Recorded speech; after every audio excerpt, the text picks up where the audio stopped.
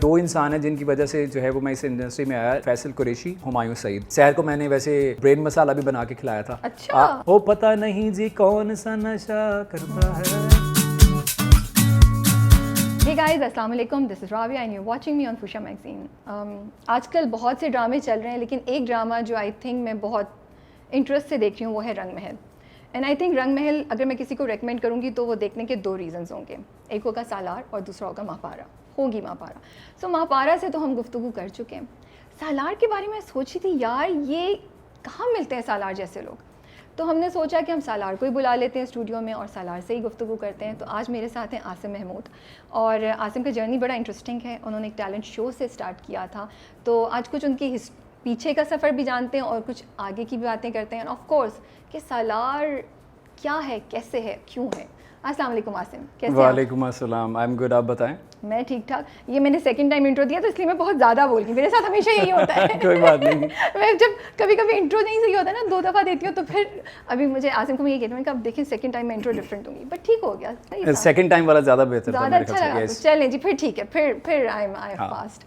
बताएं क्या हाल चाल है आपके? आई एम गुड, आप बताएं। हमने आपको काफ़ी वॉक कराई गर्मी में। नहीं, वॉक गर्मी आजकल वैसे ही बहुत ज़्यादा है और वॉक इतनी करनी नहीं पड़ेगी, लेकिन जाहिर सी बात है वो सीढ़ियाँ हैं तो थोड़ा बहुत होता है। तो हम पहले स्टार्ट करें सालार से, रंग महल से, या हम थोड़ा पीछे से आपकी हिस्ट्री से स्टार्ट करें? क्या चूज़ करेंगे आज? मैं चॉइस मेरे ख्याल से पीछे से स्टार्ट करना पीछे चाहिए, start करना क्योंकि चाहिए। सालार तो लोग देख ही रहे हैं Yeah. और सालार क्या कर रहा है वो भी लोग देख रहे हैं, तो पीछे का ज़रा जानने में ज़्यादा लोगों को दिलचस्पी होगी कि पीछे की क्या हिस्ट्री है। सो टैलेंट शो था एक जिसमें आपने पहले पार्टिसिपेट किया, आप जी, जी। उसको जीत गए, हीरो बनने की तरंग, राइट? जी। मैंने सही बड़ा देर तक याद हीरो करी। बनने की तरंग। तो उसमें आपने पार्टिसिपेट किया और Yes. एक्चुअली आप जीत गए। Yes. आप कराची आए थे फाइनल के लिए, जी, जी। राइट?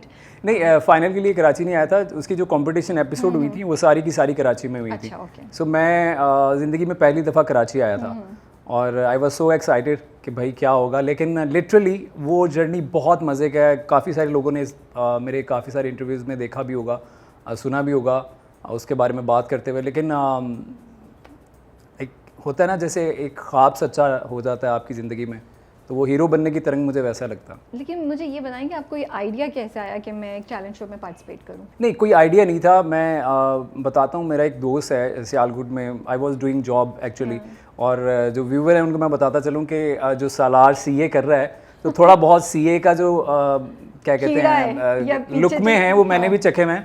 मैंने basically you can say CA inter किया हुआ है, सो बेसिकली मैंने एपीए किया हुआ है, सो एमबीए के बाद एपीए किया था। तो I was doing job in Sialkot as an internal auditor. Okay. So मेरा एक कलीग था वहाँ पे, उसने मुझे कहा कि यार हम टीवी पे एक ड्रामा लगता है, वो एहसन भाई का एक ड्रामा था साइका के नाम से ना, जुगन काजमी थी, तो वो देखना बड़ा मज़े का ड्रामा है। सो मैंने वो देखना शुरू कर दिया। तो उसके दौरान जो है वो तरंग का ऐड जो है वो आना शुरू हुआ, अली ज़फ़र और रीमा का वो कमर्शियल था। सो उसके बाद जो है वो मैंने एक पिक्चर थी जो ऐसे किसी शादी पे खिंची हुई थी, कोई पोर्टफोलियो भी नहीं बनवाया हुआ था, वो पिक्चर मैंने भेज दी और I got selected. Okay. So audition के लिए फिर लाहौर गए। लाहौर में जो 12 कंटेस्टेंट हैं वो सिलेक्ट हुए और वो कराची आए, और कराची में फिर कंपटीशन एपिसोड हुई थी जिसमें हर एपिसोड में एक लड़का एलिमिनेट हो जाता था, ओके। और फिर फाइनल जो है वो हुआ। लेकिन फिर उसके बाद आप वापस क्यों चले गए? फिर आपको उस वक्त ख्याल आया कि मैं इसको करियर को फॉलो करूं, या क्या हुआ कि एक्चुअली हीरो बनने की तरंग जो था वो एक सडन चीज़ थी मेरे लिए, क्योंकि सियालकोट में रहने वाला लड़का बिल्कुल भी ये नहीं सोच सकता था कि यार आप कराची जाओ या लाहौर जाओ, इवन कि आप और मेरे वालिद साहब थोड़ा इस मामले में थोड़े सख्त थे कि भाई अपना टाइम जो है वो बर्बाद नहीं करना आपने, कि भाई अगर आप एक्टिंग में जाना चाहते हो तो आप सियालकोट छोड़ के लाहौर में जाके ख्वार हो, तो ऐसा नहीं वो चाह रहे थे। सो हीरो बनने की तरंग में जब मैं सिलेक्ट हुआ तो आई वॉज थिंकिंग कि यार चलो अब ऐसा है कि देखते हैं क्या बनता है। तो वो आहिस्ता आहिस्ता आहिस्ता आहिस्ता मैं ऊपर चला गया और लाइक फाइनल में भी पहुंच गया, और फाइनल हम जीत भी गए। So it was like unexpected.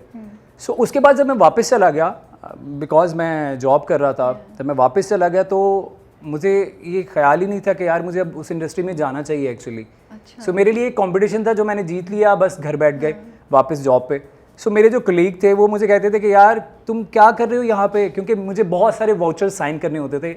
I was an internal auditor, so मैं बहुत वाउचर साइन करता था। सो मेरा दोस्त है अदीम, वो आके मुझे कहता था कि यार तू क्या वाउचर साइन करता रहता है, जाके ड्रामों में काम कर।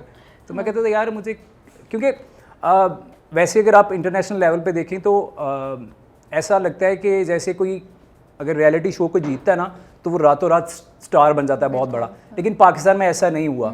गो कि मैं बहुत ज़्यादा जो है वो क्रेडिट देता हूँ अपनी जितनी भी मेरी जर्नी है अभी तक की हीरो बनने की तरंग को, क्योंकि अगर वो ना होता तो मैं कभी शायद होता ही नहीं, कभी नहीं होता, ख्याल भी नहीं आता। नहीं, ख्याल तो था थोड़ा बहुत, लेकिन मैं इंडस्ट्री में नहीं आ पाता, क्योंकि सियालकोट से आप लाहौर जाओ फिर वहाँ चांस आपको मिले तो वो घर वालों की तरफ से भी इजाज़त नहीं थी। सो हीरो बनने की तरंग ने एक प्लेटफॉर्म मुहैया किया कि आप ट्राई कर सकते हो एटलीस्ट। सो वो जो चीज़ थी, उसके बाद मैं चला गया सियालकोट।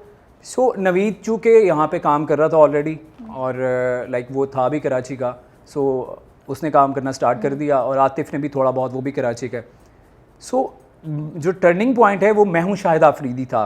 मैं हूँ शाहिद आफरीदी जब मुझे मिली, उसके बाद मैंने डिसाइड किया इन 2013 कि अब मुझे कराची में शिफ्ट होना चाहिए। सो देन मैं शिफ्ट हुआ यहाँ पे। थोड़े से 2 सवाल एक साथ एकदम से मेरे जहन में आए। पहली तो ये कि जब हीरो बनने की तरंग में आपने पार्टिसिपेट किया तो अब्बा ने कुछ नहीं बोला? नहीं थे वो, घर वाले सही थे? अब्बू सपोर्टिव थे। अच्छा। अब्बू का मकसद सिर्फ ये था कि भाई टाइम ज़ाया नहीं करना।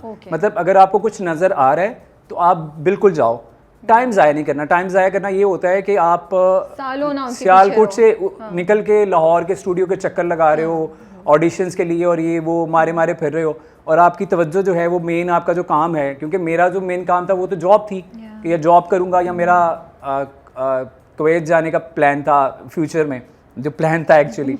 सो तो अब्बू का ये था कि यार वहाँ फोकस करो रादर देन दिस कि आप जो है बेकार सी चीज़ों में जाके अपना टाइम वेस्ट करो।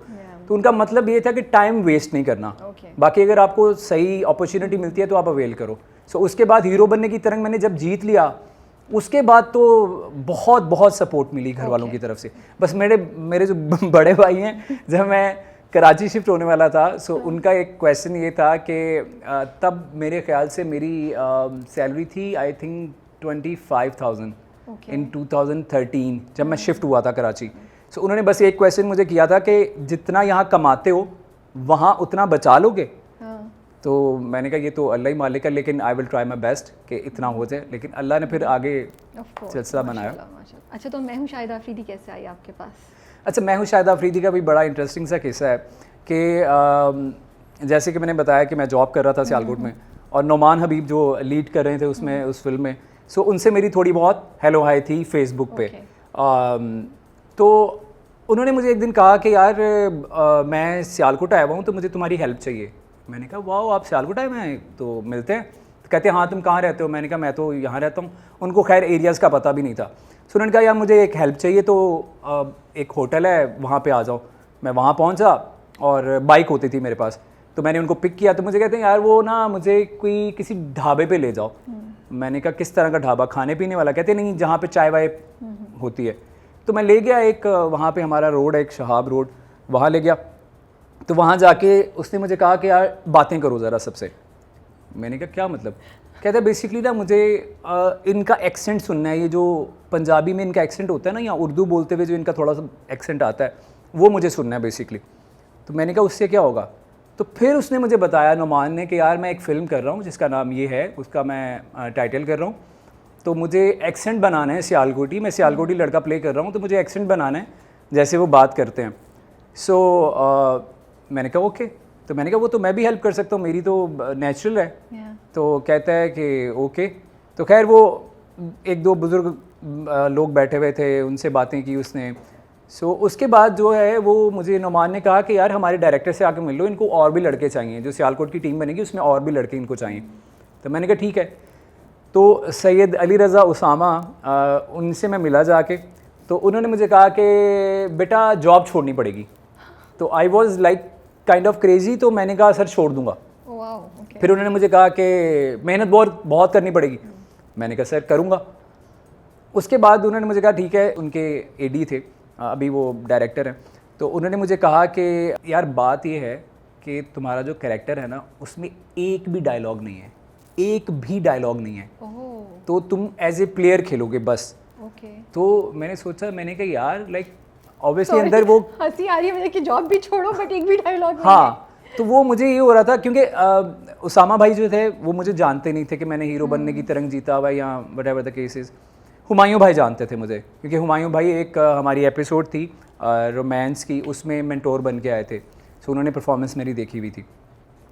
सो यूनिस भाई ने मुझे कहा कि यार एक भी डायलॉग नहीं है तो अब तुम देख लो, और पैसे जो है वो पता नहीं कितने, थोड़े से ही पैसे थे, 20-30 हज़ार रुपये थे। पूरा डिस्करेज बिल्कुल भी, हाँ बिल्कुल वो तो था। हुमायूं से आपकी मुलाकात हो गई थी तब तक या नहीं नहीं नहीं नहीं नहीं नहीं नहीं, अभी सिर्फ उसामा भाई से हुई है और यूनिस भाई से हुई है।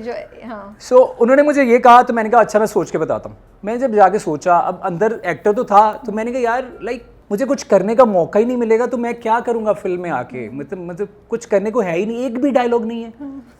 तो मैंने उनको इनकार कर दिया। मैंने कहा यार सॉरी यार, मतलब डायलॉग होते, कोई कैरेक्टर होता तो समझ में भी आता, अब मैं कैसे जॉब भी छोड़ूं, सब कुछ छोड़ूं। तो उन्होंने कहा अच्छा यार चलो मर्जी है आपकी। मैंने कहा ठीक है कोई बात नहीं। 2 दिन गुजरे तो उनका मुझे फ़ोन आया, तो कहते हैं यार तेरी किस्मत बड़ी अच्छी है। मैंने कहा खैरियत क्या हुआ है? कहते हैं तुझे एक कैरेक्टर ऑफर कर रहे हैं जो प्रॉपर कैरेक्टर है, जो मेन 5 लड़के हैं उनमें एक कैरेक्टर वो है। तो मैंने कहा वो क्या है? कहते हैं वो कैरेक्टर है दीवारे टीन। तो मैंने कहा क्या कैरेक्टर है? उन्होंने मुझे बताया कि वो एक ऐसा बैट्समैन है जो क्रीज पे खड़ा हो जाता है और वो आउट नहीं होता। सो वो बहुत अच्छा बैट्समैन है। और क्रिकेट तुम खेलते हो, तुम्हें बैटिंग आती है? मैंने कहा जी बिल्कुल आती है, मैं खेलता हूँ, अपनी जो ऑफिस की तरफ से भी खेलता हूँ। सो उन्होंने कहा अच्छा बाकी एक्टिंग वैक्टिंग तो तुम कर ही लोगे, ठीक है, तो ये तुम्हारा जो है वो कैरेक्टर है और टीन की दुकान है तुम्हारी। सो वहाँ से तुम्हें वो हुमायूं भाई पिक करते हैं। मैंने कहा डन हो गया। कहता लेकिन तुम्हें ऑडिशन देना पड़ेगा। मैंने कहा कोई मसला ही नहीं है, ऑडिशन दे देते हैं। कहते हैं नहीं ऑडिशन एक्टिंग का नहीं है, ऑडिशन क्रिकेट का है। मैंने कहा ये क्या चक्कर है?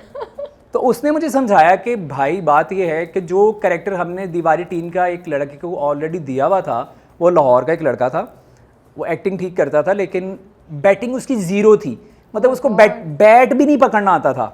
वो एक्टर था वहाँ के किसी थिएटर का, लेकिन उसको बैट भी नहीं पकड़ना आता था। सो आप एक ऐसा बैट्समैन दिखा रहे हो जो क्रीज पे खड़ा होता है और वो आउट ही नहीं होता, और वो उस बैट्समैन को बैट भी नहीं पकड़ना आता, तो वो रिलेट करेगा ही नहीं। तो उन्होंने मुझे कहा कि सिर्फ इसका जो है वो ऑडिशन लेंगे हम बैटिंग में। तो मैं होटल पहुंचा, हुमायूं भाई मुझे मिले और हमजा अली अब्बासी थे, वो मुझे मिले और वो लेके मुझे चले गए जिस स्टेडियम में हमारी शूटिंग होनी थी। तो उन्होंने कहा कि चलो बैटिंग करके दिखाओ, तो वो बॉलिंग करना शुरू हो गए। सो मैंने जब बैटिंग स्टार्ट की तो मैं ज़रा हिट वेट कर रहा था कि ज़रा इम्प्रेस करूं।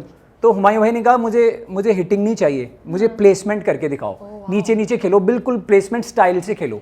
मैंने कहा ओके। मैंने वो खेलना शुरू कर दिया। 4-5 बॉल्स उन्होंने देखी मुझे खेलते हुए, उन्होंने कहा डन, तुम डन हो। क्योंकि बैटिंग तो ऑलरेडी मुझे आती थी। वो उनको ये था कि यार चलो यार एक बैट्समैन भी जो लगे वाकई कि बैटिंग करता है, जैसे नोमान है, तो Noman is a very good player in real. So उस पर वो चीज़ गई जब उसने वो कैरेक्टर लिया। सो ये कहानी थी मैं हूँ शाहिद आफरीदी की। देन वो मुझे कैरेक्टर ऑफर हुआ, फिर मेरे पैसे भी बढ़े, फिर मैंने मैंने भी देखा एग्जैक्टली बड़े मजे का कैरेक्टर, वो बहुत बैठा मजे का नीचे कैरेक्टर। रोड पे। और उसमें मैं बात बताता चलूँ, वासिफ भाई ने वो लिखी हुई है, लेकिन मैंने एक लाइन जो है वो बड़ा, वो डायलॉग बहुत हिट हुआ था। और वो डायलॉग ये था कि जब वो स्टार्ट होता है तो वो स्टार्ट यहाँ से हो रहा था एज पर स्क्रिप्ट कि और ये पैसे नहीं देते जी, और दीवारें टीम पैसों के बगैर नहीं खेलता। तो मैंने कहा यार ये बड़ा ही इजी सा शुरू हो रहा है कि ये कहते जी और ये पैसे नहीं देते जी, और दीवारें टीम पैसों के बगैर नहीं खेलता। तो मैंने कहा ये क्या होना चाहिए? तो वहीं खड़े खड़े मुझे ख्याल आया, तो मैंने कहा मैं एक लाइन से शुरू करता हूँ, क्योंकि मैं थोड़ा बहुत लिखता भी हूँ कभी कभार। सो अगर आप इंस्टाग्राम पे मेरे जाएंगे तो वहाँ पे मेरी राइटिंग्स हैं, कुछ शेर व शायरी भी। सो वहाँ पे मैंने एक लाइन ऐड की कि ओथे दीवारे चीन ते एथे दीवारे टीन। यहाँ से मैंने शुरू की कि ओथे दीवारे चीन ते एथे दीवारे टीन। लो जी जनाब ये पैसे नहीं देते, इसलिए दीवारे टीन बगैर पैसों के नहीं खेलता। तो यहाँ से जब मैंने शुरू किया तो मैंने उसामा भाई को बोला, मैंने कहा सर मैं अगर आप इजाज़त दें तो ये लाइन लगा लूँ? कहते सुनाओ। मैंने सुनाया, कहते हाँ लगा लो। तो वो फिर वो लाइन मैंने ऐड की। बाकी जो डायलॉग्स थे वो वैसे के वैसे थे, लेकिन वो लाइन पर्टिकुलर जो थी वो मैंने ऐड की। So interesting to listen to this, because अभी आपके हम जब सुबह सब रिसर्च वगैरह कर रहे थे, हम सुन रहे थे, तो मैंने वो आपका देखा और उसमें सबसे पहली लाइन मुझे यही इतने मज़े की लगी कि ओथे, मैं तो नहीं सब बोल सकती, दीवारें चीन इथे दीवारें टीन। तो वो बिल्कुल आप सही कह रहे हैं कि वो बड़ी हिट लाइन थी और बड़े मज़े की थी। फिर उसके बाद कुछ नहीं हुआ?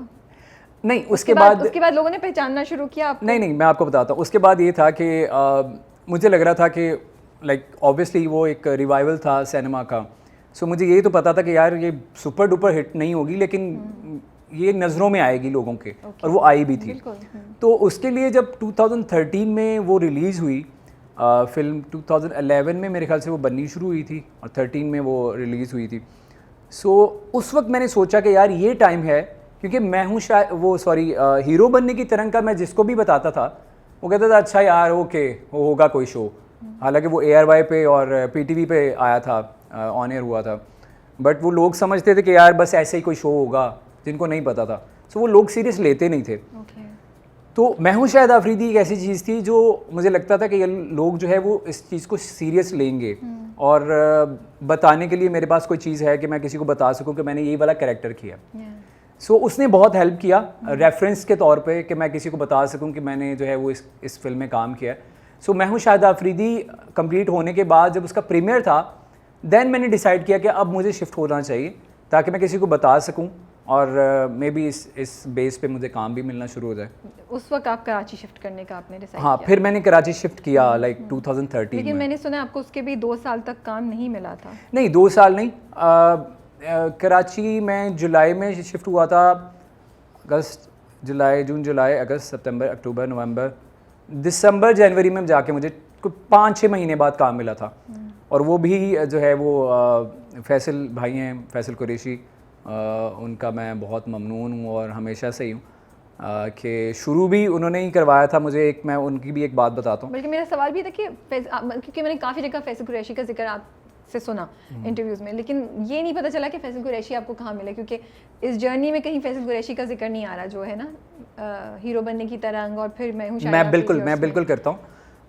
2 इंसान हैं मेरी ज़िंदगी में जो इस इंडस्ट्री से रिलेट करते हैं, जिन्होंने वाकई मुझे बहुत सपोर्ट किया है। मैं बहुत ज़्यादा उनका जिक्र तो नहीं कर पाया, मतलब हर इंटरव्यू में तकरीबन किया है, लेकिन वैसे नॉर्मली। लेकिन मुझे पता है कि 2 इंसान हैं जिनकी वजह से जो है वो मैं इस इंडस्ट्री में आया। Number 1 Faisal Qureshi and number 2 Humayun Saeed. So Faisal भाई का ये एहसान है मुझ पर, और हमेशा मैं उनकी कदर करूँगा इस बात पे कि मैं हूँ शायद आफरीदी हीरो बनने की तरंग जब मैं करने के लिए पहुँचा था ऑडिशन देने के लिए, मैंने ज़िंदगी में कभी कोई ऑडिशन नहीं दिया था। मुझे पता भी नहीं था ऑडिशन कैसे देते हैं, लाइंस कैसे बोलते हैं, क्या करते हैं।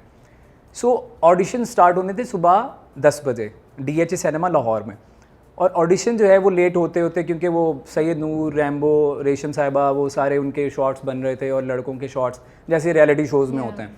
सो वो करते करते शाम के 5 बज गए, तो अभी ऑडिशन शुरू नहीं हुए। तो फैसल भाई आए बाहर, और लड़कों के साथ वो बहुत फ्री हो जाते हैं, घुल मिल जाते हैं। तो सारे लड़के उनको घेर के बैठे हुए हैं, तो सारे जो है वो बात कर रहे हैं। अच्छा, जब मैं हीरो बनने की तरंग का ऑडिशन देने के लिए पहुंचा था ना, सो मैं बिल्कुल भी तैयार होके नहीं गया था। अभी तो मैं बहुत तैयार होके बैठा हुआ लेकिन मैंने सिर्फ एक जीन्स की पैंट पहनी हुई थी और एक शर्ट पहनी हुई थी जो मैंने टकन भी नहीं की हुई थी, और नीचे नॉर्मल शूज़ पहने हुए थे बस, क्योंकि मुझे यकीन ही नहीं था कि मैं सिलेक्ट हूँगा। सो जब मैं वहाँ गया तो मैंने लड़कों को देखा, इतनी लंबी हाइट के लड़के और ब्यूटी पार्लर से स्पेशली तैयार होके आए हुए हैं। सो मैं तो बिल्कुल हो गया भाई कि मैं तो बिल्कुल हो ही नहीं सकता सिलेक्ट। तो मैंने फैसल भाई से वहाँ पे एक क्वेश्चन किया। मैंने कहा फैसल भाई आप मुझे एक बात बताएं कि जो लड़के ये सोचते हैं कि उनका कद छोटा है, मुझे लगता था मेरा कद छोटा है जैसे वो लड़के वहाँ पे आए हुए थे ऑडिशन देने के लिए, या जो गोरे नहीं हैं इतने ज़्यादा, मैं गोरा भी नहीं लग रहा था उनके दरमियान क्योंकि वो ज़रा बेस लगा के आए हुए थे तो मैंने कहा जो गोरे नहीं हैं, जो जिनका कद इतना अच्छा नहीं है, तो वो उनके लिए क्या होगा। तो फैसल भाई ने बड़ी अच्छी बात बोली जिसने मुझे मोटिवेट किया, और उसके बाद मैंने ऑडिशन दिया। तो फैसल भाई ने कहा कि बेटा ये जो ऑडिशन हो रहे हैं ये एक्टिंग बेस्ड है, आपने सिर्फ एक्टिंग करके दिखानी है, इससे हमारा आपका कद इतना है, लंबा है, छोटा है, गोरे हैं, काले हैं, कोई इससे गर्ज नहीं है, आप एक्टिंग अच्छी करो। तो वो बात मेरे जहन में आई, तो जो मैंने वो एक चीज़ तैयार की हुई थी, एक छोटा सा क्लिप तैयार किया हुआ था प्रेजेंट करने के लिए, वो मैं वॉशरूम में गया और मैंने आईने के सामने जो है ना वो उसको दोहराना शुरू कर दिया बार बार। तो वो इतना पक्का हो गया, और एक हौसला होता है ना वो आपको मिलता है कि भाई आप कर सकते हो।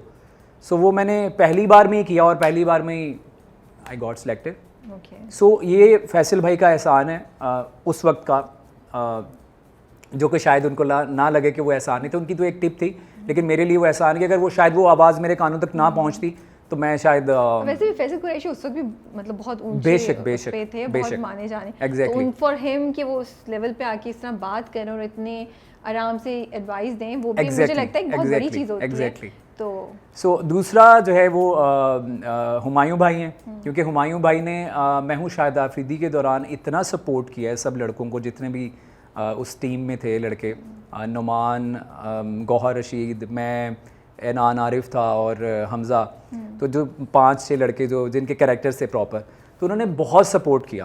लाइक कभी उन्होंने ये एहसास नहीं होने दिया अभी तक। लाइक मैं लिटरली बात बताऊँ, अगर मैं पूरी इंडस्ट्री में, बड़ी हंसने वाली बात है, अगर पूरी इंडस्ट्री में अगर मैं किसी से डरता हूँ ना, थोड़ा सा हिचकिचाता हूँ बात करते हुए, तो वो सिर्फ हुमायूं भाई। मैं अभी तक उनसे बात करते हुए हिचकिचाता हूँ। गो कि हम अमेरिका इकट्ठे गए 2 साल पहले क्रिकेट खेलने के लिए और बहुत सारी जगहों पे इकट्ठे होते हैं, लेकिन अभी भी जो है वो एक आप समझ लें रिस्पेक्ट एलिमेंट है, या उस वजह से एक थोड़ी सी अंदर से जो है ना वो दिल डरता है कि यार मतलब सोच समझ के बोलो। हाँ, सोच समझ के बोलना है। एग्जैक्टली, ऐसा कुछ नहीं हो। तो वो बहुत बहुत मोहब्बत करते हैं। सो ये 2 इंसान हैं जिन्होंने बहुत मेरे करियर में मुझे लगता है कि पार्टिसिपेट किया है। बाकी जितने भी मेरे सीनियर्स हैं मैं सबकी रिस्पेक्ट करता हूँ और सबसे सीखता हूँ, बल्कि मैं तो अपने जूनियर से भी सीखता हूँ। इवन शहर से बहुत सारी चीज़ें सीखी हैं मैंने। उस पे आते हैं बाद में। एग्जैक्टली। अच्छा, तो मुझे बताएं आपकी स्ट्रगल क्या रही है जब आप आए कराची? आप सोच रहे थे सब कुछ एकदम से सही हो जाएगा, या आसान था journey? How has it been? अच्छा, जर्नी जो है वो अभी भी आसान नहीं है। अगर मैं आपको बताऊं, मैं बिल्कुल बताता हूँ। क्योंकि तब तो नया था, अब तो माशाल्लाह से मैंने देखा काफ़ी लंबी लाइनें ड्रामों की। जी बिल्कुल, अल्हम्दुलिल्लाह। तब ये स्ट्रगल थी कि तब बिल्कुल भी पता नहीं था, बिकॉज मेरे कराची में कोई रिलेटिव नहीं है, मेरे कोई फ्रेंड्स नहीं थे। सो कराची मेरे लिए ऐसे ही था कि जैसे कोई इंटरनेशनल कंट्री में आ गया हूँ और मुझे पता नहीं है कि क्या करना है क्या नहीं करना, कहाँ जाना है, कौन से रास्ते हैं, कहाँ रहूँ। तो उसमें जो है वो फिर कुछ अल्लाह की तरफ से भी मदद आती है। मेरे एक दोस्त हैं डॉक्टर उमर, उन्होंने बहुत मेरा साथ दिया उस वक्त में जब मेरे पास कुछ भी नहीं था। लाइक बहुत मॉरल सपोर्ट दी। एक मेरे दोस्त हैं ज़ुबैर ख्वाजा, उन्होंने बहुत मुझे मॉरल सपोर्ट दी। सो ये अल्लाह की तरफ से होती हैं। अब जो मेरे लिए स्ट्रगलिंग पॉइंट ऑफ व्यू से जो चीज़ें थी वो ये थी कि मेरे पास प्रॉपर कोई रेफरेंस नहीं था बड़ा।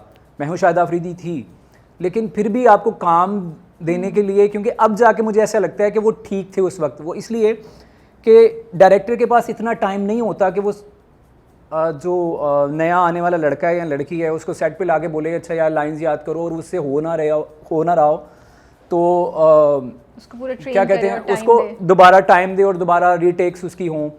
तो आजकल इतना टाइम नहीं होता। सो अगर उस पॉइंट ऑफ व्यू से मैं सोचूं तो वो ठीक थे कि यार वो रिस्क नहीं लेना चाह रहे थे नए लड़के पे कि यार जिसने कुछ भी नहीं किया हुआ। बट मैं हूँ शाहिद आफरीदी का थोड़ा सा एक्सपीरियंस था और लोगों को पता भी था कि यार थोड़ा बहुत इसने किया हुआ है और कैरेक्टर भी अच्छा किया हुआ है। सो लेकिन काम फिर भी हासिल करना बहुत मुश्किल था। मतलब तब A&B एक प्रोडक्शन हाउस था, वो होता था, तो मैं वहाँ के बहुत चक्कर लगाता था। वहाँ भी मुझे याद है कि फैसल भाई ने मुझे कहा था कि जब तुम कराची आओगे फिर मुझे बताना, अभी तुम सियालकोट में हो तो सियालकोट में बैठे बैठे मैं तुम्हारे लिए कुछ नहीं कर सकता। तो मैं उस प्रोडक्शन हाउस में बैठा हुआ था, तो मैंने एकदम से मुझे याद आया, मैंने कहा फैसल भाई ने मुझे कहा था तो मैं कॉल करता हूँ उनको। मैंने कॉल की, उन्होंने कॉल पिक कर ली। तो मैंने कहा फैसल भाई मैं यहाँ पे A&B में बैठा हुआ हूँ और अदील भाई हैं, अदील शूरी, और उनसे मिलने आया हूँ, तो कहते हैं बात करवाओ मेरी। तो मैंने कहा सर मैं तो बाहर बैठा हुआ हूँ। तो कहते हैं ठीक है मैं कॉल करता हूँ। उन्होंने अदील भाई को कॉल की और अदील भाई ने मुझे 2 मिनट बाद अंदर बुला लिया।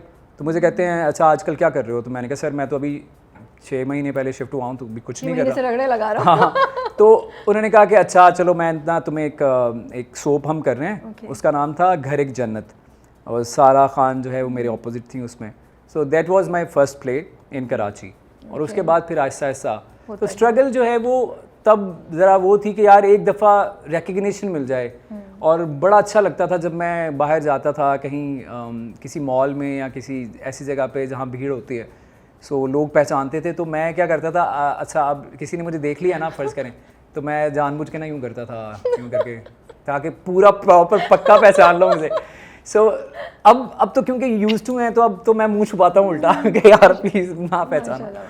सो अल्हम्दुलिल्लाह वो वक्त भी मैं याद करता हूँ और मैं अल्लाह का शुक्र अदा करता हूँ। और अभी ये जो वक्त है इस पे भी अल्लाह का एहसान है। बट वो स्ट्रगल थोड़ी डिफरेंट थी। अब स्ट्रगल क्या है कि इतनी स्ट्रगल करने के बाद आपको लगता है कि आपका जो मुकाम है ना, जी, एक होता है मुकाम, एक होता है हक। अगर आपको आपका हक भी नहीं मिल रहा तो बड़ी डिसअपॉइंटमेंट होती है कि यार आपकी सब तारीफ़ें कर रहे हैं। मैं ये नहीं कह रहा कि मैं बहुत अच्छा आर्टिस्ट हूँ, मैं बहुत माइंड ब्लोइंग जो है वो एक्टर हूँ। मैं बिल्कुल एक छोटा सा एक्टर हूँ और मैं सीख रहा हूँ अभी। मैं तो हर एक को ये कहता हूँ कि मैं सीख रहा हूँ, बट उस सीखने में अगर आप कुछ बेहतर कर रहे हो और लोग आपको अप्रिशिएट कर रहे हैं, सो आपका थोड़ा सा हक बनता है कि आपको आपका थोड़ा सा हक दिया जाए किसी वे में।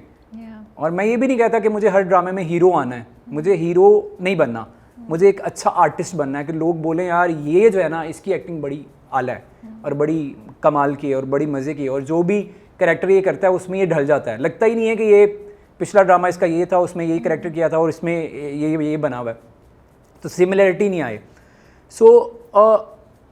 लेकिन अफसोस फिर वहाँ पे होता है कि यार जहाँ आपको लग रहा होता है ना कि यार आपका हक है, यहाँ पे थोड़ा बहुत आपको मिलना चाहिए, तो वो भी अगर आपको ना मिले तो फिर वो होता है। लेकिन फिर मैं कहता हूँ कि आपको अल्लाह पे कामिल यकीन होना चाहिए, और फिर आप सोचते हो कि यार कोई नहीं, जब आप सियालकोट में थे तब आप ज़ीरो थे बिल्कुल, और अभी आपको बहुत लोग जानते हैं, तो कोई बात नहीं, आप स्ट्रगल करते रहो, यू नेवर नो। और हमारी फील्ड में मैं हमेशा अपने आप को एक चीज़ का दिलासा देता हूँ कि हमारी फील्ड ऐसी फील्ड है कि यू नेवर नो कब आपका प्रोजेक्ट, कब कोई ऐसा हिट हो जाए। अब तो मुझे बिल्कुल भी आइडिया नहीं था कि ये इतना मैसिव हिट होगा, और मेरा कैरेक्टर इवन दो के और उसमें कैरेक्टर में मैं बताऊंगा कि जाहिद भाई ने मुझे पहले दिन क्या कहा था, वो बड़ी मज़े की स्टोरी है, तो शायद उनका भी एक इनपुट है इस कैरेक्टर में।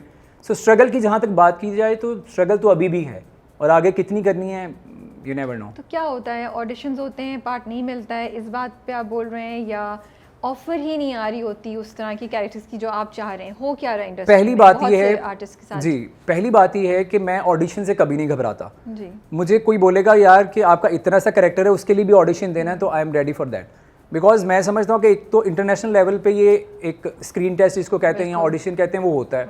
सो अगर दूसरे दिन जाके मुझे सेट पे परफॉर्म करना है, एक दिन पहले अगर मैं स्टूडियो जाके परफॉर्म कर लूँगा तो क्या फ़र्क पड़ता है। सो मैं कभी घबराता नहीं हूँ कि मुझे कोई बोले यार कि मैं तो इतना काम कर चुका हूँ और मुझे आप ऑडिशन के लिए कॉल कर रहे हैं, नेवर। मैं हमेशा तैयार होता हूँ, भाई आपने किसी भी कैरेक्टर के लिए ऑडिशन लेना है आप ऑडिशन ले सकते हैं, आपका हक है। जो थोड़ा सा गिला है या शिकायत है, या आप समझ लें कि थोड़ा सा मलाल है दिल में कि यार मतलब जो आप डिज़र्व करते हो ना, आपको वो चीज़ें नहीं मिल रही। बट मतलब वो ऑडिशन तक ही नहीं बात पहुंच रही, मतलब इन द सेंस कि लोग देख रहे हैं, बातचीत होती है, बातचीत होकर फिर वापस हो जाता है, या वो बातचीत तक भी पॉइंट नहीं पहुंच रहा है, इस बात का आपको अफसोस हो? नहीं, मुझे ऐसा लगता है कि थोड़ी बहुत ना फेवरेटिज्म है, कुछ लोगों को छोड़ के मोस्टली फेवरेटिज्म है। और कुछ लोग, अगर एक चैनल पे काम कर रहा हूँ तो माइट भी दूसरे चैनल वाले मुझे शायद समझेंगे यार सिर्फ ये उनके साथ ही काम करता है, सो ये हम नहीं लेंगे इसको। मेरे ख्याल में ये सोचना चाहिए कि अगर वो आपके कैरेक्टर में फिट बैठ रहा है तो उसको आपको लेना चाहिए, वो किसी भी चैनल पे काम करता हो। सो थोड़ा बहुत ये भी होता है। फिर दूसरी बात ये होती है कि अगर आप टाइटल पे नहीं हैं तो वो सोचते हैं कि अच्छा यार अगर ये इंसान टाइटल पे नहीं है तो इसको टाइटल पे कभी रखना ही नहीं है। मतलब ज़रूरी थोड़ी है कि यार अगर मैं टाइटल पे नहीं हूँ तो मैं टाइटल पे कभी आ नहीं सकता। बिल्कुल। So I am waiting with that कि इंशाल्लाह कभी ऐसी चीज़ मिलेगी। होगा, कि बाकी मेहनत तो हर एक में करता हूँ मैं। फैमिली में कौन कौन है आपकी फैमिली यहीं पे आपके साथ होती है? और जी, मेरी हाफ फैमिली यहाँ पे होती है, हाफ फैमिली वहाँ पे है सियालकोट में। अच्छा। यहाँ मेरी वाइफ हैं और मेरी 2 डॉटर्स हैं। Oh wow, Yes. अच्छा, कितनी बड़ी है? जन्नत जो है बड़ी वाली वो है, शी इज़ 8। ओह वाओ, और, क्यूट, सो नाइस। yes. वो तो बड़ी मजे की एज होती है। हाँ, उधर and, पीछे फिरती होगी, बातें नहीं खत्म होती होंगी। एग्जैक्टली। और इल्सा जो है she is the younger one, वो है 3.5। कि तो वो दोनों देखती हैं कभी आपको स्क्रीन पे? रोज़ क्या कहती हैं? ऑब्वियसली कुछ नहीं, बस वो जो छोटी वाली इल्सा वो तो वो बस ये तो बहुत कहती है कि छोटी यार है नहीं बोलती है वो भी हाँ। कि वो ड्रामे का नाम लेती है माँ पारा। अच्छा। वो ये नहीं बोलती कि ये ड्रामे का नाम रंग महल है, वो कहती है माँ पारा है, माँ पारा है। तो मैं कहता हूँ अच्छा ये कौन है, ये जो लड़का है ये कौन है? ये उसका फ्रेंड है। अच्छा, अच्छा, ये नहीं कहती कि बाबा है, कि उसका फ्रेंड है। सो ये है। बाकी जो जन्नत है उसको तो ऑब्वियसली बहुत है, वो काफ़ी अरसे से देखती हुई आ रही है, तो चलो।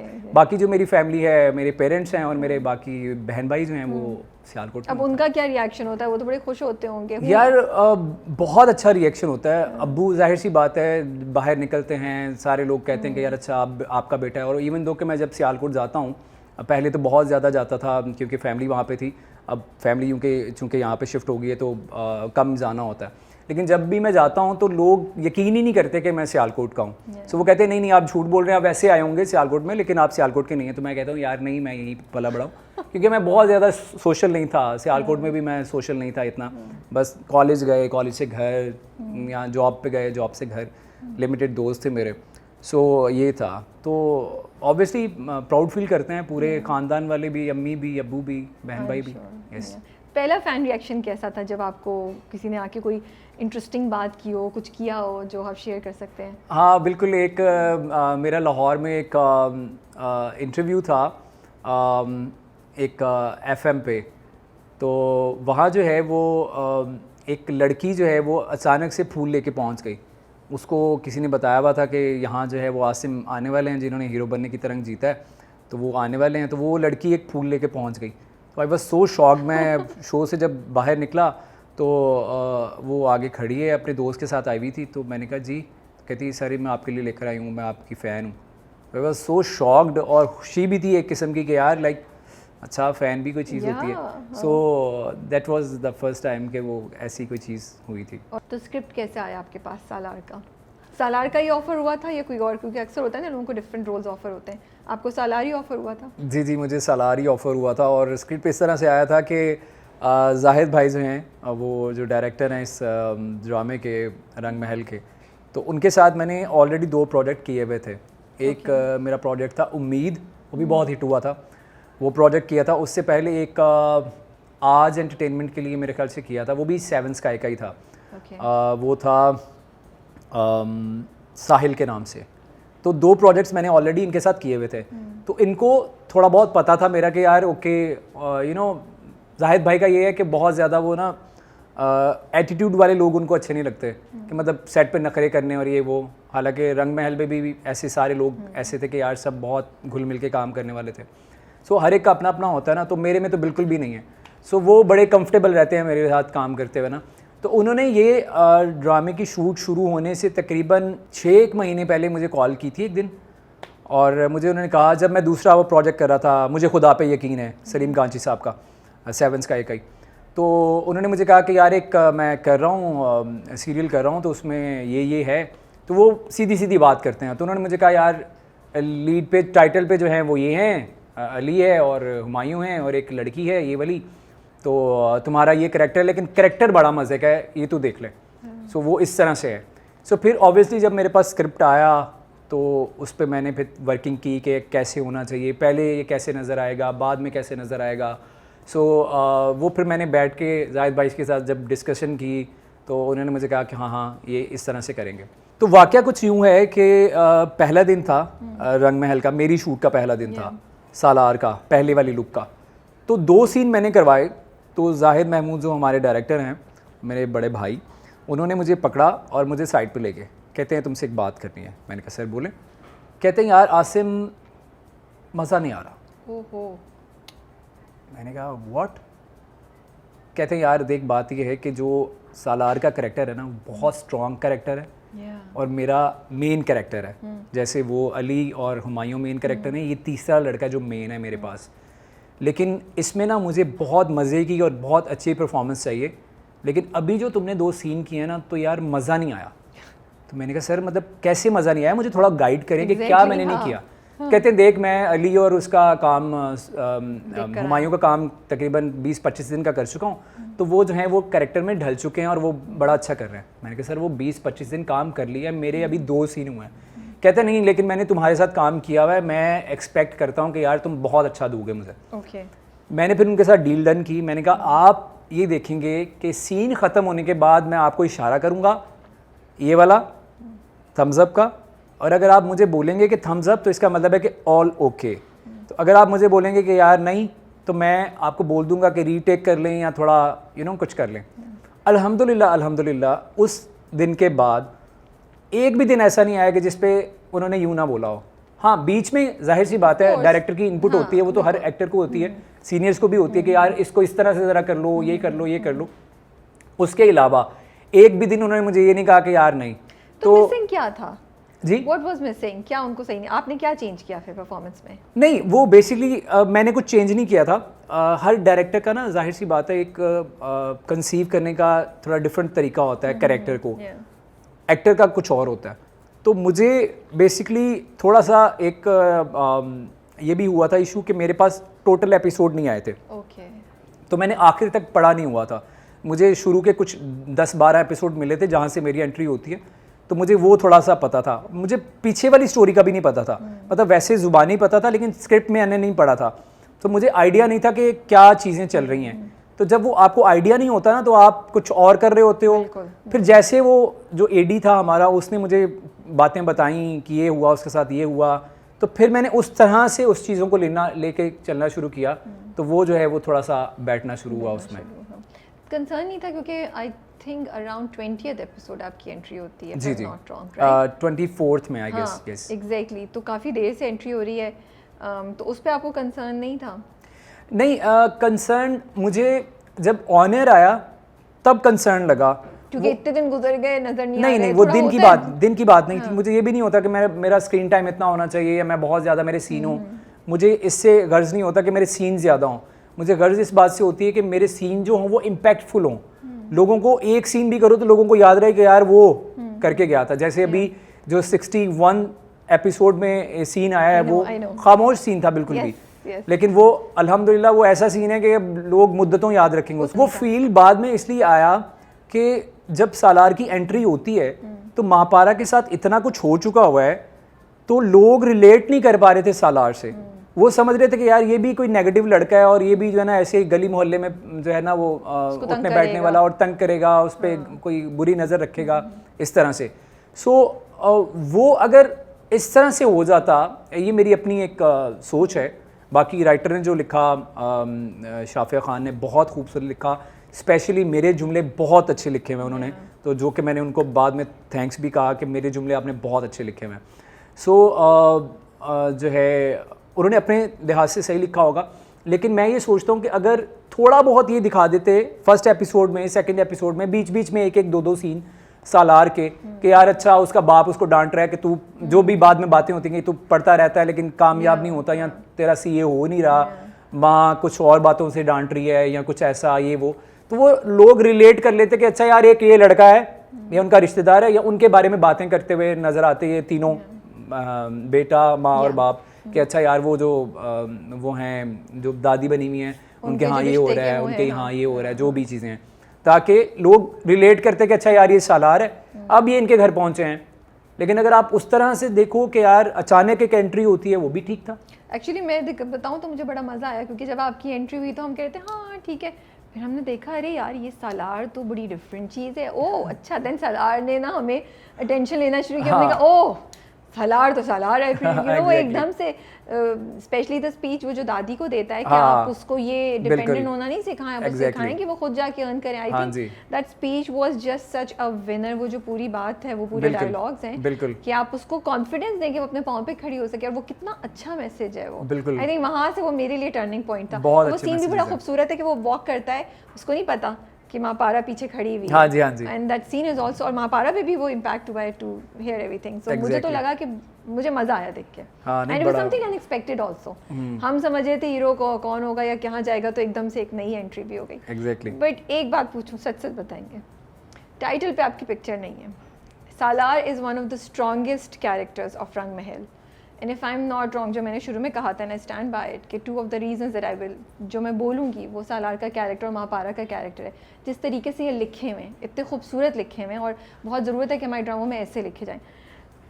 तो मैं जब आज रिसर्च भी कर रही थी और पहले भी मैं देख रही थी, तो मुझे ये हो रहा था कि होता है, आई डोंट नो क्या चलता है प्रोडक्शन हाउस में, जो भी उनके रीजंस हैं, बट मैं तो आपके पॉइंट ऑफ व्यू से बात कर रही हूँ कि आपको फील होता है, उस वक्त नहीं हुआ तो अब हो रहा है, टाइटल पे आपकी तस्वीर नहीं है। अच्छा, फर्स्ट ऑफ ऑल तो मैं बहुत ज़्यादा शुक्रगुजार हूँ सेवन स्काई का और अब्दुल्ला भाई का और असद भाई का, जिन्होंने मुझे बहुत सारे मौके दिए हैं अभी तक काम करने के, और जियो पे बहुत बहुत अच्छे मैंने चीज़ें की हैं।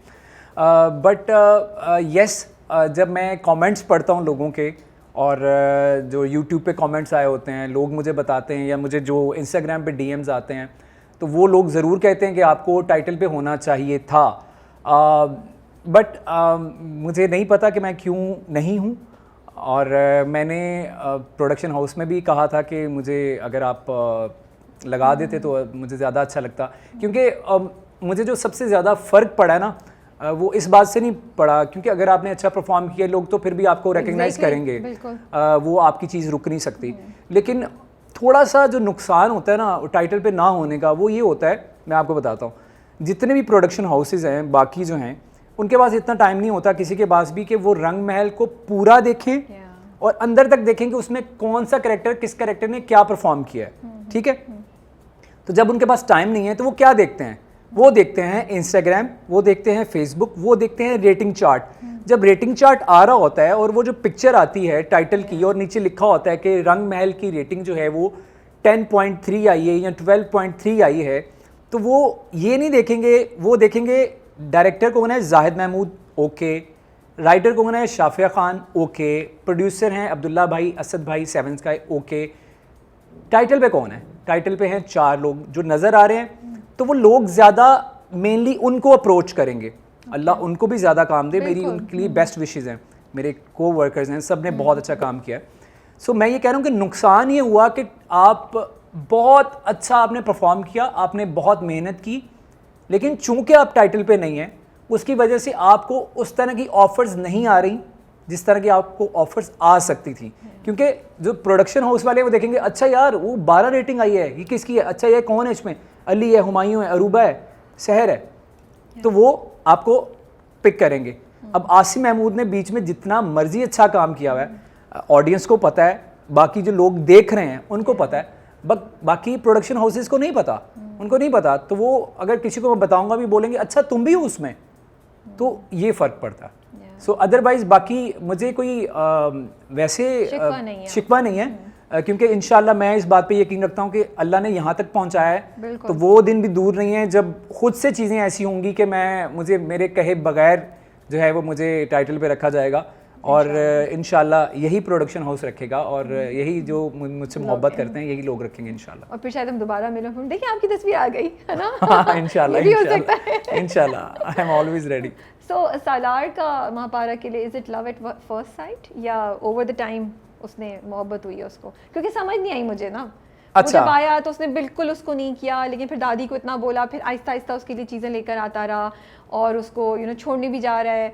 और मैं बताता हूँ सालार की मोहब्बत जो है वो महापारा के लिए तब स्टार्ट होती है, वो पहले सीन से स्टार्ट नहीं हो रही कि जब उसका बैग पकड़ रहा है उसको देख रहा है, वहाँ से स्टार्ट नहीं हुई। वहाँ से स्टार्ट होती है जहाँ वो दादी और महापारा को बातें करते हुए सुनता है अक्सर गुजरते हुए, और काफ़ी लोग कमेंट भी करते हैं कि यार ये हर कोई कैसे सुन लेता है भाई, आपका छोटा सा घर है, 2 कमरों का 3 कमरों का घर है, तो आप गुजरते हुए सुनते हो बातें कि भाई आवाज़ आ रही है। अगर सुनता नहीं तो फिर सालार को महाभारत में इंटरेस्ट कैसे होता? एग्जैक्टली, प्लीज देख के नुक्स निकाला करें आप लोग भी। हाँ, तो वो सालार को मोहब्बत तब स्टार्ट होती है जब वो उसकी बातें सुनता है कि उसने स्ट्रगल की, हालांकि मेन बात का उसको नहीं पता होता कि पीछे क्या हुआ है, लेकिन जो दादी के साथ वो बातें कर रही होती है अपनी स्ट्रगल को लेके या अपनी चीज़ों को लेके, वो जब वो सुनता है तो उसके लिए जो उसके दिल में सॉफ्ट कॉर्नर पैदा होता है। सो वहाँ से जो है वो फिर वो उसका जो सहर ने उसमें रखा है, एक अकड़पन रखा है उस कैरेक्टर में, सो उससे भी वो बहुत, क्योंकि ये खुद भी अकड़ू है, लेकिन अकड़ू बदतमीज़ अकड़ू नहीं है, मतलब अकड़ू बदतमीज़ अकड़ू होने में और एक डिसेंट अकड़ू होने में फ़र्क होता है। तो सालार जो है वो कॉन्फिडेंट अकड़ू है कि उसको कॉन्फिडेंस है अपने आप पे कि वो जब बाप को कहता है कि मैंने MBA तक पूरे कराची में टॉप किया है, तो मैं CA भी करूँगा लेकिन थोड़ा टाइम लगेगा।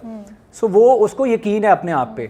तो वो जब वो चीज़ें उसके सामने आती हैं कि यार ओके महापारा भी जो है वो मेरे जैसी है, ये भी कुछ करना चाहती है, ये भी इसमें थोड़ा सा, तो वो ज़्यादा उसकी इन्वॉल्वमेंट जो है वो बढ़ती चली जाती है उसके अंदर, ये चीज़ है। But Salar isn't he too good to be true, बहुत परफेक्ट है, कुछ गलत नहीं करता, सवाए इस बात के थोड़ा सा जो मुझे लगता है कि वो अभी तक अपने माँ बाप से दोबारा मिलने नहीं गया है आफ्टर दैट इंसिडेंट जब वो हुआ, उसके अलावा तो सालार में कोई बुराई नहीं है। नहीं, मेरे ख्याल से हकीकत में ऐसे लोग होते हैं।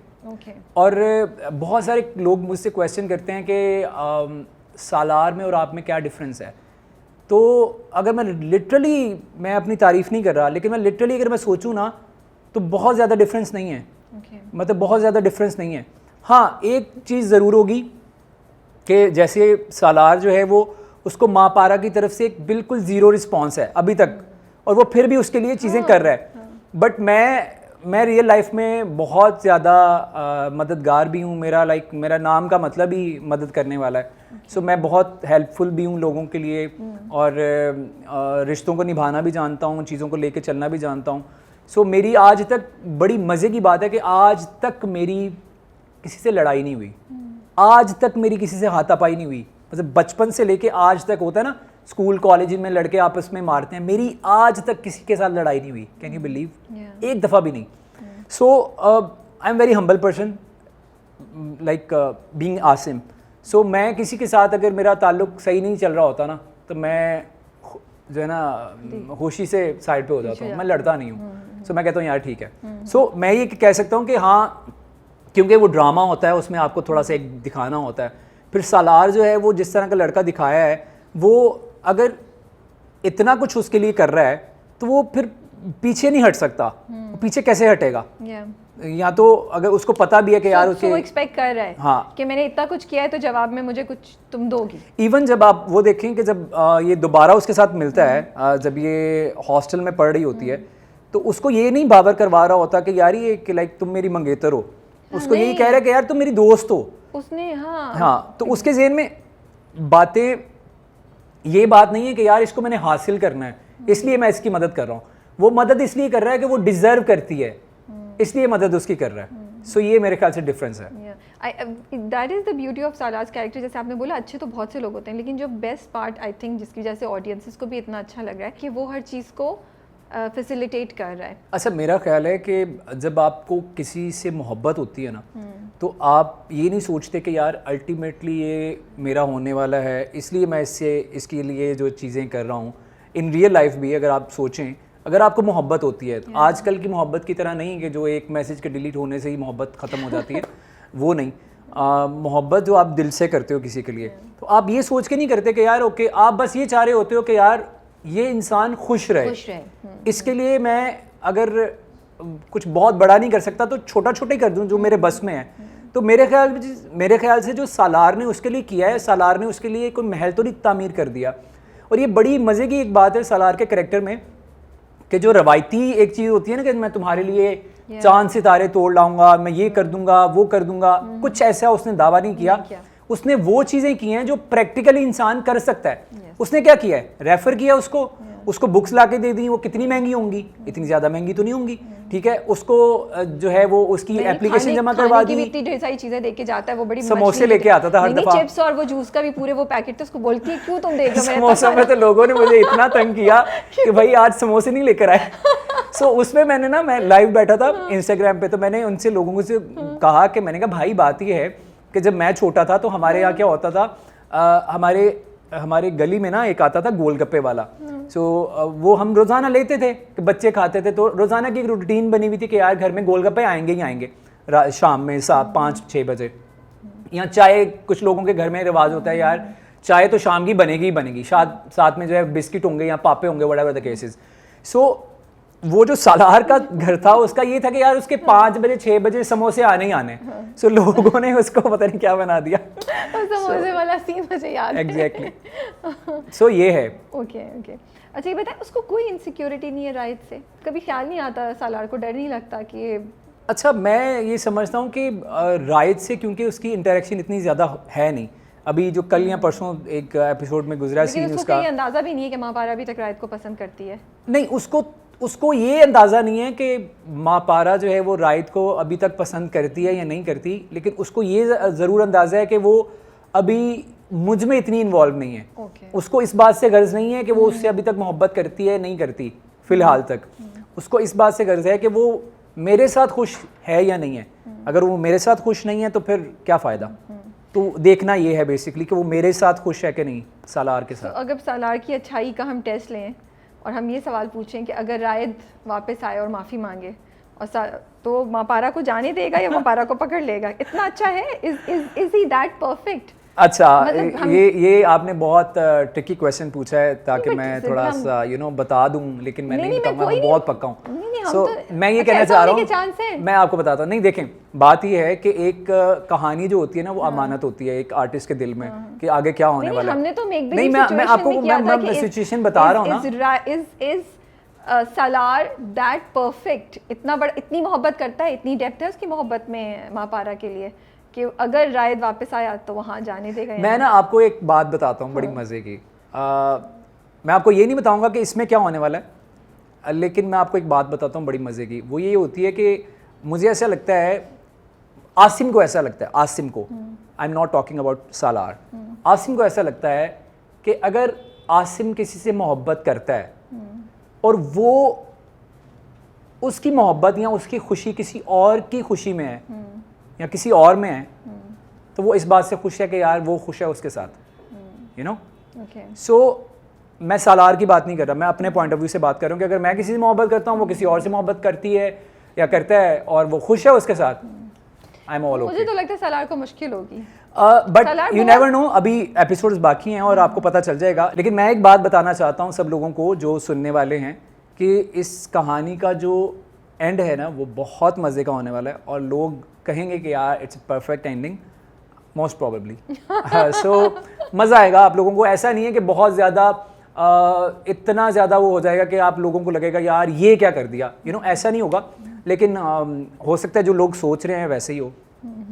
अच्छा, किस पॉइंट पे आपको रियलाइज़ होना शुरू हुआ कि यार ये तो मतलब इसके व्यूज़ भी इतने ढेर सारे आ रहे हैं और सालार को इतना लोग पसंद कर रहे हैं, और पूरी अगर आप फॉलो करते हैं फ्यूचर को तो हमने वो भी किया था सालार के साथ चाय या हाँ, बिल्कुल बिल्कुल रायत के साथ exactly. कॉफ़ी, और इतनी ढेर सारे comments, like with in 2 minutes there were so many comments, और हम लोग देख के खुश हो रहे कितने कमेंट्स आ रहे हैं। तो इतने मज़े की गुफ्तगू भी नीचे चल रही थी। आपको किस पॉइंट पे रियलाइज़ हुआ कि सालार इतनी बड़ा इतना लोगों को ये पसंद जो आ रहा आपने है? क्वेश्चन किया है, फर्स्ट ऑफ ऑल उसके लिए तो बहुत बहुत शुक्रिया आप लोगों का। मैं सीरियसली बात बता रहा हूँ कि फ्यूशा जो है वो पहला मैगज़ीन है जिसने उसके बारे में लिखा है, स्पेशली सालार के बारे में। बाकी स्टोरीज़ आती नहीं हैं दूसरे मैगज़ीन्स पे भी या दूसरे पेजेस पे भी, लेकिन मुझे यहाँ पे एक छोटी सी शिकायत है। मैं किसी मैगज़ीन का नाम नहीं लूँगा, किसी पेज का नाम नहीं लूँगा, लेकिन यहाँ क्या होता है कि आसिम महमूद सिंगिंग भी करता है इन रियल लाइफ, मैं लिखता भी हूँ कभी कभार, मैं कुकिंग भी बहुत अच्छी करता हूँ, मैं और भी बहुत सारी क्वालिटीज़ हैं, मैं क्रिकेट भी खेलता हूँ। बट मेरी कोई स्टोरी नहीं लगाएगा क्योंकि आसिम महमूद इतना फेमस नहीं है, आसिम महमूद की कोई स्टोरी नहीं लगेगी। बट एक बंदा जो शायद उनको पे कर रहा है या what ever the cases, I don't know the inside story, वो अगर मतलब एक स्टोरी मैंने एक जगह देखी थी और एक लड़के के बारे में उन्होंने लिखा हुआ था कि do you know he is also a very good singer. उस बंदे के साथ मैंने बहुत काम किया हुआ है। वो बंदा गुनगुनाना भी नहीं जानता, गुनगुनाना भी नहीं जानता, सुर और ताल तो कुछ अलग बात है, गुनगुनाना भी नहीं जानता, और उसके बारे में लिखा हुआ है कि ये सिंगर भी है, सिर्फ एक स्टोरी बनाने के लिए। तो मुझे ये एतराज़, बहुत बड़ा एतराज़ है कि मुझे पता है कि it's a kind of business, अभी तो बिज़नेस बन गया, बट फिर भी आप बिज़नेस के साथ साथ यार उन लोगों को भी थोड़ा बहुत प्रमोट करो जो डिज़र्व करते हैं एटलीस्ट। बहुत सारे पेजेस हैं जो बहुत सारे ड्रामास के बारे में बात कर रहे होते हैं, बट वो नहीं बात करेंगे रंग महल के बारे में। इवन रेटिंग बहुत अच्छी आ रही है, लोग इसके बारे में बात कर रहे हैं, हर घर में देखा जा रहा है। मैं अपनी गली से गुजर रहा होता हूँ 9 बजे तो हर घर में यही म्यूज़िक चल रहा होता है इसका, रंग महल का। इसलिए नहीं कि मेरा प्रोजेक्ट है, मैं एक बात कर रहा हूँ ओवरऑल, बट वो नहीं बात करते इसके बारे में, आई डोंट नो क्यों नहीं करते।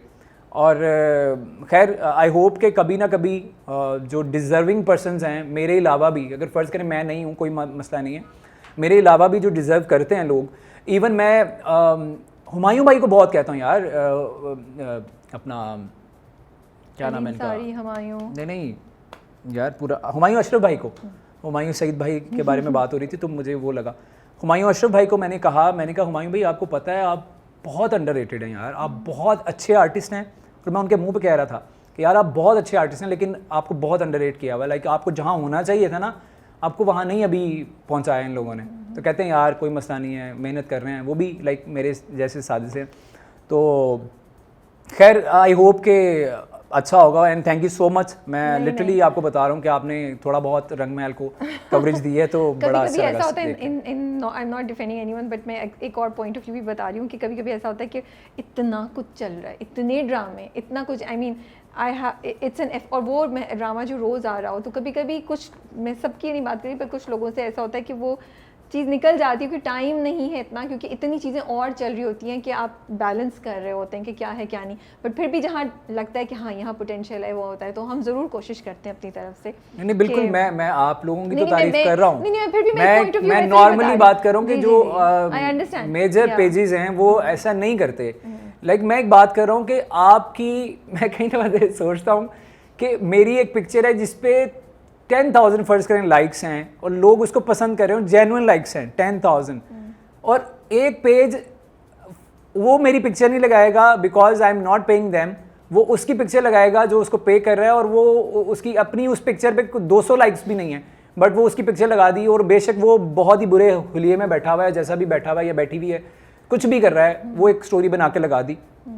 सो मैं ये कहता हूँ ठीक है, आई नो कि बिजनेस है, सबका बिजनेस है, बट आपको ना एक पोर्शन रखना चाहिए कि यार 80% आप पेड काम करेंगे, 20% जो डिजर्विंग लोग हैं, हम 100% जेन्युइन कर रहे हैं। that's why I'm Let me here. clarify That's that why in I'm case here. किसी को भी मैं लग रहा हो कि हम भी 80% वो करें, नहीं पे हम 100% जेन्युइन। मैं वही तो कह रहा हूँ, that's why I'm here. कभी-कभी तो हम ना बोलते हैं, पता होता है कि इससे और नहीं, चीज़ें मुझे ना बहुत ना खुशी होती है, मैं यहाँ पे लिटरली, और मैं आपको बहुत राज की बात बताता हूँ, Okay. गेस करें व्हाट। क्या? राज की बात ये है कि जब मैंने शहर का इंटरव्यू देखा इस पे, मैंने तकरीबन शहर का पूरा इंटरव्यू देखा, and literally I was thinking to message you guys कि यार मुझे कब बुला रहे हैं आप लोग। फिर मैंने सोचा, मैंने कहा यार बहुत ही ऑड लगेगा यार कि मतलब मैं खुद से बोल रहा हूँ कि यार मुझे कब बुला रहे हो, वो बोले वही who are you you know, तो मेरी सारी जो है ना वो मट्टी में मिल really जाए। appreciate तो your honesty मैंने कहा and यार, simpleness. और लिटरली जिस दिन आपका मैसेज आया है ना, मैंने कहा वाओ, मैंने कहा यार अल्लाह तूने मेरी सुन ली। तो you know as I explain, बस तो बड़ा चीज़ें अच्छा हो लगा रही मुझे। होती हैं, आहिस्ता आहिस्ता होती हैं, कभी हाँ, होता obviously. है बहुत काम चल रहा होता है हमारा, I छोटी सी can टीम है, understand, I can और अभी भी understand. आप आ रहे हैं तो देखिए सब कुछ ना कुछ कर रहे हैं। बिल्कुल Like, ऐसे मैं ही और है। आप बैठे गुफ्तगू कर रहे हैं, और मुझे but बहुत अच्छी चीज़ें, कॉफ़ी भी हाँ, मिली है। कॉफ़ी भी मिली, और लोग सारे हमारे आसपास काम करें, तो वो बस काम इतना होता है, तो वो Exactly. जहन में था। अच्छा, कमिंग टू हमारी जब बात हुई थी, तो ग्रीन शूज़ पहन के आए हुए हैं आज हाँ आसिम, हमारे बहुत अच्छी यार, matching ये हुई भी है। मैं चाहता तो हूँ कि आसिम ने मुझे कहा कि- दिखा दें ज़रा, हाँ, ये ज़रा देखें कलर कॉम्बिनेशन कैसा ज़बरदस्त मैंने yeah. किया है। और देखिए कलर थीम कि देखें कितनी थीम अच्छी चेक है। करें यार आप, हाँ। मतलब शूज़ जो है वो मेरे ग्रीन है और वाइट उसका सोल है, हाँ। और फिर ग्रीन पैंट है, और फिर ये आगे फिर वाइट आपको मिलेगा, और ये इसमें Check ग्रीन में। आपको मिलेगा चेक, और घड़ी सिल्वर है, colour- खैर और मेरी, नहीं, colour भी है और shirt में। जो मेरा जो फेस का कलर है वो वाइट है। तो मतलब परफेक्ट कॉम्बो है भाई। जब हम कैमरा सेट करे थे तो आसिम पूछा कि कितना आ रहा है, हमने बताया कि ऊपर का हाफ आ रहा है आपका, तो लाइक अच्छा, मैं ऐसी इतनी मेहनत करके, मैंने कहा डोंट वरी, हम आपके जूतों को भी कवरेज देंगे, ऐसी बात नहीं है, डोंट वरी। इससे मुझे एक बात याद आ गई, हम जो गाड़ी की सीन कर रहे होते हैं ना, मोस्टली जो गाड़ी की सीन कर रहे होते हैं, तो उसमें ऑब्वियसली आप यहाँ तक आते हो, पैंट नज़र आ रही होती है, जूते तो नज़र नहीं आ रहे होते, सो गर्मी बहुत होती है और गाड़ी का एसी कई दफ़ा काम नहीं कर रहा होता। सो मैं अक्सर अपने एडी से पूछता हूँ, मैंने कहा भाई वो बता दे यार कहाँ तक, कहता गाड़ी का सीन है, तो मैंने कहा यार मैक्सिमम, कहता आसिम भाई फिर भी पहन लें जूते, मैंने कहा यार भाई जूते आएंगे ही नहीं, मैं ब्रेक्स या रेस जो है वो उसमें यूज़ करूँगा अपने जूते, या मैं कैमरे में कैसे लेकर आऊँगा। तो मैंने कहा यार मुझे ईजी रहने दे। बहुत सारे सीन्स ऐसे मैंने करवाए हैं इसमें भी, रंग महल में भी, जिसमें मैंने नीचे जो है वो सॉफ्टी पहनी हुई है, और लाइक ऊपर सूट बूट ये वो, और मज़ा आता है, इट्स फन। शहर के साथ कैसा था काम करना, और जब पहली बार शहर से मुलाकात हुई तो कोई इंटरेस्टिंग वाक़या हुआ, कोई मज़े की बात बता सकते हैं? यार बहुत बहुत मज़े का एक्सपीरियंस रहा है, और लिटरली मैं आपको बात बताऊं कि मेरी एक आदत है कि मैं जो फीमेल को एक्टर्स होती है मेरे साथ, मैं बहुत जल्दी फ्री नहीं होता उनके साथ, जब तक मुझे उनके मिजाज का ना पता चल जाए, क्योंकि हर कोई अपने पॉइंट ऑफ व्यू से सोच रहा होता है। सो आप बेहतर है पहले आप उनका मिजाज पढ़ लो कि यार वो कैसे मिजाज का है, फिर आप उसके साथ उस तरह से हो। हकीकत में मैं बहुत जॉली किस्म का बंदा हूँ, और ये शहर बहुत अच्छे तरीके से जानती है, मैंने जितना उसको तपाया है और जितनी अपनी वो शरारतों से तंग किया है। सो वैसे ही मैं लगता सीरियस हूँ, लेकिन मैं हूँ नहीं बिल्कुल भी। तो शहर के साथ ये हुआ था कि पहले दिन जो है बड़े अच्छे से अस्सलाम वालेकुम, वालेकुम सलाम, कैसी हैं आप, ये वो, तो सीन होने शुरू हुए, फिर आहिस्ता आहिस्ता जैसे जैसे सीन होते हैं तो आप रिहर्स कर रहे हो तो एक दूसरे के साथ। सो उसमें थोड़ा बहुत जो है वो मैं उसको बताता था कि यार अगर तुम ऐसा कर लो, तो वो भी मुझे कई दफ़ा बताती थी कि अगर अच्छा नहीं ये जुमले को आप ऐसा बोलें। और वो बहुत मतलब सहर की अच्छी बात ये है कि वो अपने कैरेक्टर के साथ साथ दूसरे कैरेक्टर को भी विचारी होती है कि वो बहुत अच्छा परफॉर्म करे। मेरी भी ऐसी होती है, मैं कभी ये नहीं चाहता कि मेरा जो सामने वाला कैरेक्टर है वो कम अच्छा परफॉर्म करे और मैं उससे अच्छा करूं। मुझे ऐसा लगता है जितना ज़्यादा वो अच्छा परफॉर्म करेगा या करेगी, मैं उतना ही ज़्यादा अच्छा मैं भी परफॉर्म करूंगा। अगर वो हल्का परफॉर्म करेगा तो मेरी एनर्जी भी जो है ना वो बिल्कुल लाइक ज़ाया हो जाएगी। तो सहर की अच्छी बात यह है कि सहर मुझे हमेशा कहती थी कि आसिम वो आपका वो सीन मैंने पढ़ा था यार, वो बड़ा अच्छा सीन है, तो वो आपने बहुत अच्छे से करना है। तो मैं भी सहर को कहता था कि सहर ज़रा ये इस तरह से तुम कर लो तो कैसा रहेगा। सो सहर के साथ इतनी अच्छी बाउंडिंग मेरी हो गई। ऑन स्क्रीन तो बहुत अच्छी केमिस्ट्री लोगों को नज़र आती भी है, ऑफ स्क्रीन भी बहुत अच्छी मेरी उसके साथ बातचीत थी। और सहर को मैंने वैसे ब्रेन मसाला भी बना के खिलाया था। अच्छा, लास्ट डे यस, अपने हाथों से। आप कुक करते हैं, लेकिन ये नहीं पता था कि ब्रेन मसाला भी बनाते हैं। यस। तो उसकी फरमाइश पे मैंने बना के खिलाया था और बहुत सपोर्टिव थी सहर। बहुत तंग किया उसने मुझे, बहुत तंग किया यार। तंग इस तरह से करती थी, एक तो जाहिर सी बात है लोग जो आपने देखा होगा कि पूरे प्ले में वो सीधे मुंह बात नहीं करती। मतलब अगर मैं उस पर एहसान कर भी रहा है सालार तो भी वो लाइक वो इतना नहीं वो करती, नखरा ख़त्म नहीं होता। सो रियल में भी ना वो कौन मतलब सीधी बात तो करती नहीं थी ना। अच्छा। तो मतलब मैं पूछ रहा हूँ कोई सीरियस बात भी पूछ रहा हूँ तो उसका उल्टा जवाब देना है, बात तो नहीं इतनी आपको पता है। तो वो इतना मज़ा आता था, मैं कहता था यार अच्छा यार तुम उसमें जो कैमरे के आगे तो तुम करती हो मेरे साथ, वो रियल लाइफ में तो नहीं करो। फिर हंसती थी यार नहीं मैं हम तो मजाक कर रहे हैं। तो बहुत हमने फ़न किया है क्योंकि मेरा काम ज़्यादा सहर के साथ था। अली के साथ मेरा काम कम था और अली से मेरी बहुत पहले की इंटरेक्शन है। जब अली इंडस्ट्री में नहीं था तब से मेरी उसके साथ इंटरेक्शन है and is a very loving boy. और मेरी उसके साथ केमिस्ट्री बहुत अच्छी है इन रियल लाइफ, तो उसके साथ भी बहुत मज़ा आया काम करने का। और अली की अच्छी बात यह है कि वो कुछ एक्टर्स होते हैं जो वो लाइक यू नो अगर वो टाइटल पे हों तो वो एतराज़ कर रहे होते हैं कि अच्छा दूसरा बंदा थोड़ा सा ना यूँ ना ऐसे ना परफॉर्म करे, मैं क्योंकि टाइटल पे हूँ। तो अली बेशक टाइटल पे है लेकिन उसने जितने भी मेरे और अली के सीन हुए हैं उसने कभी ये नहीं कहा कि यार ये सालार डोमिनेट कर रहा है इसमें, या मैं ऐसे नहीं करवाऊंगा या मैं ऐसे नहीं करूंगा। आगे जो सीन आने वाले हैं वो बड़े मज़े के हैं। अच्छा, इंटरेस्टिंग। तो अली की अच्छी बात यह है कि हुमायूं भाई जो उनके साथ मैंने कमर्शियल भी किया हुआ है, वैसे भी इंटरेक्शन रहती है, तो इज़ ऑल्सो वेरी लविंग। हालांकि उनकी मेरी एक दिन डिस्कशन हो रही थी तो मुझे कह रहे थे यार तुम्हारे और मेरे सीन होने चाहिए थे सालार के और उसके सोहेल के ना, नहीं है आगे भी नहीं है, बहुत शायद नहीं होंगे शायद। तो अच्छा, हमने कहा कोई कुटाई वाला सीन होगा जो एंड में जाके सालार लगा वगा दे, बट सालार लगता भी नहीं है ऐसा। हाँ वो एक सीन है बड़ा इंटरेस्टिंग सा, लेकिन हो सकता है जब हमारा इंटरव्यू ऑन एयर हो तब वो सीन हो चुका हो या आने वाला हो, लेकिन वो बड़ा इंटरेस्टिंग सीन है, बड़ा मज़े का सीन है, मुझे बड़ा इंतज़ार है उस सीन का। तो वो सोहेल के साथ नहीं है। सो खैर वो उनके साथ भी बड़ा अच्छा मेरा एक्सपीरियंस था। बाकी ओवरऑल जो टीम थी पूरी, स्पॉट बॉय से लेके प्रोडक्शन वाले और प्रोड्यूसर्स एंड ऑब्वियसली डायरेक्टर तो मेरी जान है जाहिद भाई, बहुत उन्होंने सपोर्ट किया। और एक बिलीव होता है ना आपका कि यार आप पे बिलीव करके यार कहते हैं आज ओके आप करो जैसे करते हो। तो वो पहले दिन के बाद वो मैं बात बता रहा था कि पहले दिन उन्होंने मुझे समझाया, उसके बाद उन्होंने मुझे वो नहीं उस तरह से। तो ऑब्वियसली उनकी जो है वो तवक्कुआत पे पूरा उतरता रहा हूँ। और शाफिया का शुक्रगुजार इसलिए हूँ कि उन्होंने जुमले जो हैं वो मेरे बहुत मज़े के जुमले लिखे हुए हैं। सो मुझे बड़ा मज़ा आया। आप और सहर दोनों गाते थे कभी स्टेज पे, वो स्टेज पे सेट पे? मैंने सहर को, आप भी गाते हैं, सहर भी मैंने सहर को इतना तंग किया है। बेसिकली मैं अच्छा सिंगर नहीं हूँ लेकिन मुझे थोड़ा बहुत शौक है गाने का, तो मैं जानबूझ के उसके सामने इतना बुरा गाता था। और एक वो पुराना एक गाना था कोई मैंने सुना था यूट्यूब पे, पंजाबी किस्म का गाना था, सराइकी किस्म का। तो मैं जानबूझ के, उसने एक स्टोरी भी लगाई थी उसके बारे में ना सहर ने अपने पेज पे, तो इतना ऊंचा गाता था जानबूझ के कि उसको तंग करने के लिए ना। फिर सहर को मैंने एक गाना सिखाया था, वो अभी एक गाना पीछे चला था, ओ पता नहीं जी कौन सा नशा करता है, वो वाला। तो वो मैंने सहर को पूरा क्योंकि उसको पंजाबी नहीं आती थी तो मैंने उसको बताया ये मतलब ये होता है। तो वो एक दिन तो ऐसा हुआ कि हम पूरा दिन सहर और मैं जो है वो सेट पे वही गाना गुनगुना रहे हैं ऊंची ऊंची आवाज़ में।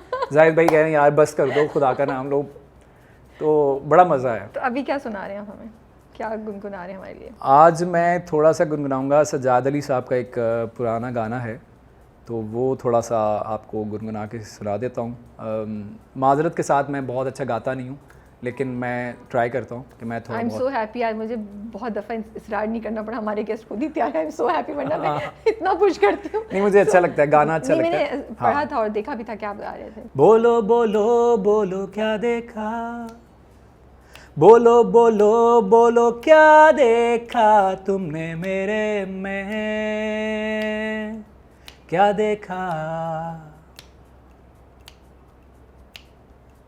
ऐसे तो चेहरे हजारों हैं मेरी उदास निगाहों में, तुमने क्या देखा, क्या देखा। आप लिखते भी हैं, क्या लिखते हैं? पोइट्री, कोट्स, स्क्रिप्ट लिखने की कोशिश की है कभी या क्या? नहीं, स्क्रिप्ट की कोशिश नहीं कभी की, पोइट्री की भी कोशिश नहीं की। कुछ आ गए अल्फाज, उनको जोड़ के तोड़ के कुछ ना कुछ लिख लिया। मुझे बिल्कुल भी बेसिक्स का नहीं पता पोइट्री के हवाले से कि नज़्म क्या होती है, गज़ल क्या होती है, किसी चीज़ का नहीं पता, नसर क्या होती है, कुछ भी नहीं पता। बस मुझे ये पता है कि यार कुछ अल्फाज अगर जहन में आ जाते हैं तो उनको जोड़ तोड़ के कैसे लिखा जा सकता है। ओके। सो अगर आप इजाज़त दें तो मैं अपना एक छोटा सा कलाम। हाँ, मैं वही, वैसे तो मैं आपके कहने थी इस वक्त यहाँ देख के आपके कुछ आ रहा है, आमद हो रही है कुछ? नहीं, वरना इतना फिर वो जो- परफेक्ट नहीं हूँ मैं कि भाई ऐसे ही देख नहीं, मैंने कहा के चलें थोड़ा चैलेंज करती हूँ, but ठीक है, फ्यूशा आप- फ्यूशा के सेट को देख के। एक मेरी छोटी सी, अब मैं नज़म बोलूँ गज़ल बोलूँ वो तो सुनने वाले जो बाज़ौक़ लोग हैं उनको पता होगा वो क्या है। तो मेरी एक बहुत ही फेवरेट है, उसका उन्वान है ज़वाले मोहब्बत।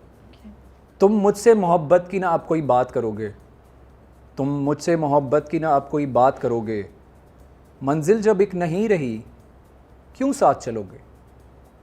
बदली है रुत बदले हो तुम, बदला है सब यहाँ, बदली है रुत बदले हो तुम, बदला है सब यहाँ, पूछेगा कोई सवाल तो क्या बात बदलोगे। लो कर दिया आज़ाद रहो अब सुकून से तुम, लो कर दिया आज़ाद रहो अब सुकून से तुम, इज़्ज़त को मेरी कब तलक पामाल करोगे। हाँ खा चुका शिकस्त अब तो माफ़ कीजिए, हाँ खा चुका शिकस्त अब तो माफ़ कीजिए, या फिर से मोहब्बत की नई चाल चलोगे।